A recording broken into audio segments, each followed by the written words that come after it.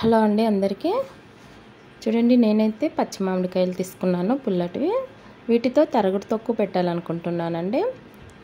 చూడండి, ఇప్పుడైతే పొట్టు తీసి వీటిని సన్న సన్నగా తరిగేసాను. ఇలా సన్న సన్నగా తరిగి పచ్చి మామిడికాయలు తొక్కు పెట్టామంటే చాలా టేస్టీగా ఉంటుందండి. ముందుగా స్టవ్ పైన అయితే తడక పైన పెట్టాను. ఒక స్పూను మెంతులు వేస్తున్నాను. అలాగే 2 స్పూన్ల జీలకర్ర వేస్తున్నాను.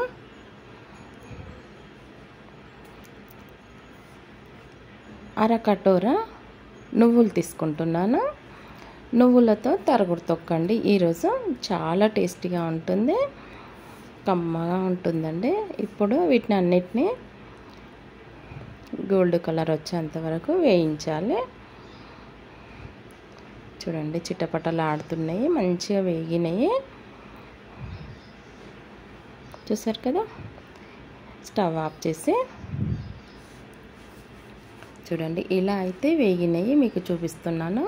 రెడ్ కలర్లో ఇలా వచ్చిన తర్వాత స్టవ్ ఆఫ్ చేసేయాలి. ఇప్పుడైతే అదే అరకటోరా ఆవాలు తీసుకుంటున్నాను. ఇవి కూడా అందులో వేసి కొంచెం అటు ఇటు ఆడిస్తాను. ఎందుకంటే కొద్దిగా వేడికి మంచిగా అవుతాయండి. మిక్సీ చేసినా కానీ మెత్తటి పౌడర్ అవుతుంది.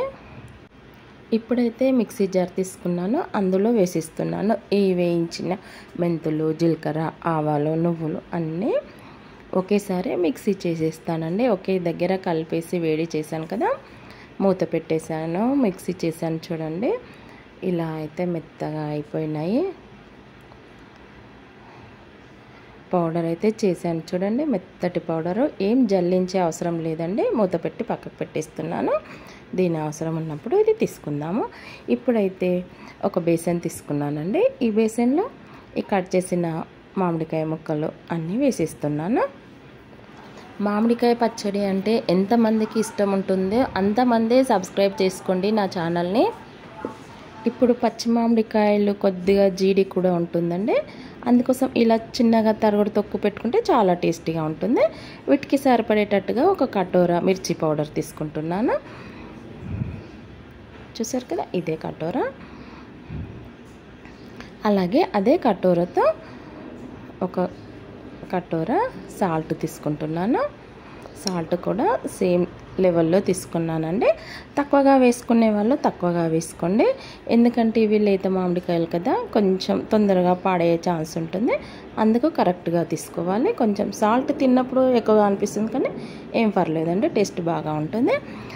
ఆవాల పొడి అవన్నీ మిక్సీ చేశాను కదా, అది కూడా వేసాను. ఒక 1/2 స్పూన్ పసుపు వేసాను. 2 స్పూన్ల అల్లం వెల్లుల్లి పేస్ట్ వేస్తున్నాను. ఇప్పుడైతే మంచిగా మామిడికాయ ముక్కలకు పట్టేలాగా అంత మంచిగా కలపాలి. అలాగే లైక్ చేయండి, షేర్ చేయండి, కామెంట్ చేయండి.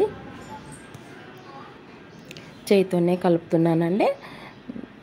అల్లం వెల్లుల్లి పేస్ట్ కలవదు కదా సరిగ్గా. మీరు స్పూన్తో కలపాలనుకున్న వాళ్ళు స్పూన్తో కలిపేయండి. ఎందుకంటే కారం ఉంటుంది కాబట్టి కొందరికి చేతులు మంటగా ఉంటాయి. ఇప్పుడైతే కలపడం అయిపోయింది. చూడండి, మంచిగా అంతా కలిసేలాగా మంచిగా ఇలా కలిపేసేయాలి. ఇలా కలిపిన తర్వాత అదే కటోరాతో ఆయిల్ తీసుకుంటున్నానండి. నిండుగా వేడి చేశానండి. ముందుగా వేడి చేసి చల్లార్చాను. ఇప్పుడైతే ఆయిల్ మొత్తంగా వేసేసానండి. ఈ ఆయిల్ కూడా మంచిగా మామిడికాయ ముక్కలకు పట్టేలాగా అంత మంచిగా కలిసేలాగా కలపాలి.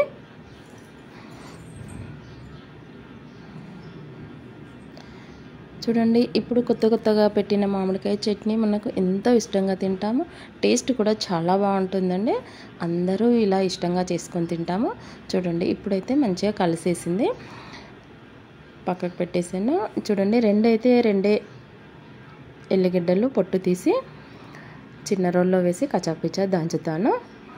మామిడికాయ పచ్చడి అంటే ప్రాసెస్ ఎక్కువగా ఉంటాయని ఇబ్బంది పడుతుంటామండి. సింపుల్గా ఇలా మామిడికాయ చట్నీ పెట్టేసేయండి, చాలా ఇష్టంగా తింటారు, చాలా టేస్టీగా ఉంటుంది.